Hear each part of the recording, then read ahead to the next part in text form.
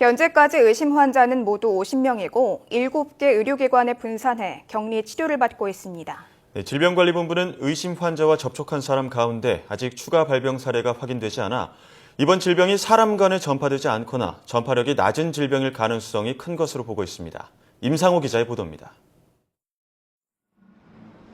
건국대학교에서 발생한 집단 폐렴 의심 환자가 1명 늘어 모두 50명이 됐습니다. 환자들은 모두 7개 의료기관에 분산해 격리 치료를 받고 있는데 현재까지 중증 환자는 없습니다.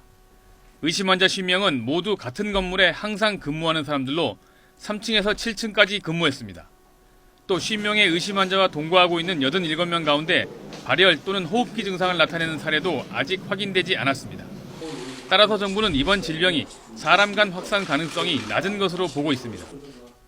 근본 질병이 사람 간의 전파와 관련된 가능성은 좀 상당히 낮은 거나 혹은 없는 걸로 이런 가능성을 시사할 수 있겠는데, 물론 그렇다고 해서 아직 전파 가능성을 완전히 배제한 상태는 아닙니다. 다만 일부 환자의 폐 CT에서 나타난 이상 소견에 대해서는 폐 조직을 채취해 병리학적 소견을 확인하고 있습니다. 발병 원인을 밝히기 위해 세균 7종과 바이러스 9종에 대한 유전자와 항체 검사가 전체 환자의 90%에 대해 진행됐고, 레지오넬라와 브루셀라 등에 대해서는 3주 뒤 2차 항체 검사를 시행할 예정입니다. 발병 원인이 건물 내부에 있을 수도 있다는 일부 지적에 따라 지난달 28일부터 건물 내부의 공기 등을 채취해 검사 중입니다. 이 밖에 SK채용심 응시자 500여 명을 포함해 해당 건물을 출입했던 1,600여 명에 대해 증상이 발생하는지 모니터링을 하고 있지만 아직 의심 환자는 발생하지 않았습니다.